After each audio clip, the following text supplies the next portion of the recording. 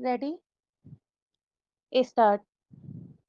आजादी के अमृत महोत्सव पर हर घर तिरंगा बहुत गौरवशाली कार्यक्रम है। इसको राजनीति से परे देशवासियों को सफल बनाना चाहिए।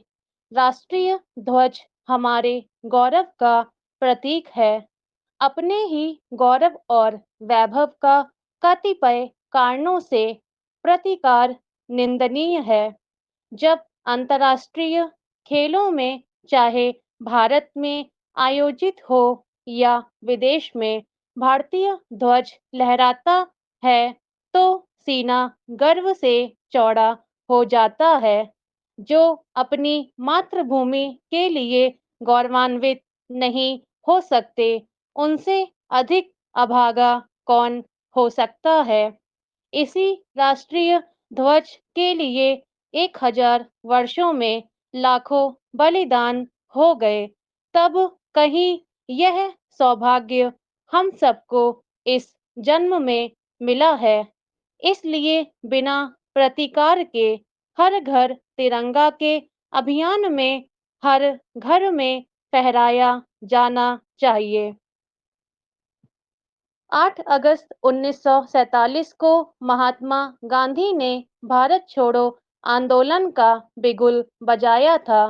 इस आंदोलन ने अंततः 1947 में अंग्रेजों की गुलामी से राष्ट्र की स्वतंत्रता का मार्ग प्रशस्त करने में महत्वपूर्ण भूमिका निभाई है। इस आंदोलन के 80वें वर्ष में भारत अपनी आजादी का अमृत महोत्सव मना रहा है। आजादी के 75वें वर्ष में यह भी अपेक्षित है कि हम अपनी उपलब्धियों का मूल्यांकन करें, अपनी सफलताओं का उत्सव मनाएं। जिन मील के पत्थरों को हमने पार किया है, उसका गौरव मनाएं।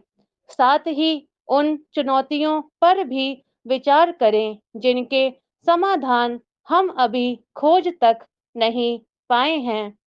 इस अवसर पर यह मंथन भी आवश्यक है कि गांधी जी ने अहिंसा को एक दमनकारी हुकूमत के विरुद्ध किस प्रकार एक हथियार बना दिया।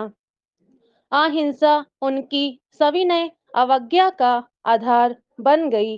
किस प्रकार गांधी जी ने लोक नैतिकता का पूरा जीवन दर्शन प्रतिपादित किया और देश भर के लोगों को सफलतापूर्वक उससे जोड़ा।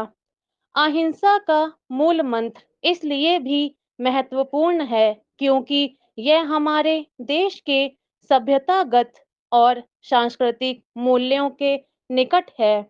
गांधी जी को स्वाधीनता आंदोलन के उन सभी घटकों का समर्थन मिलता रहा जिन्होंने भारत की स्वाधीनता के लिए अद्भुत साहस के साथ अलग तरह से संघर्ष किया।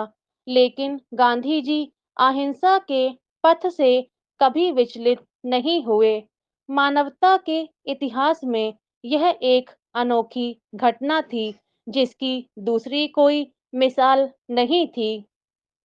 भारत का इतिहास बर्बर आक्रांताओं से भरा है जिन्होंने देश को लूटा और पीछे छोड़ गए विध्वंस का एक लंबा सिलसिला। हमारे इतिहास ने षड्यंत्रकारी उपनिवेशवादी देखे जिन्होंने बांटो और राज करो की नीति के जरिए हमें सदियों गुलाम बनाकर रखा। विराम। स्टॉप।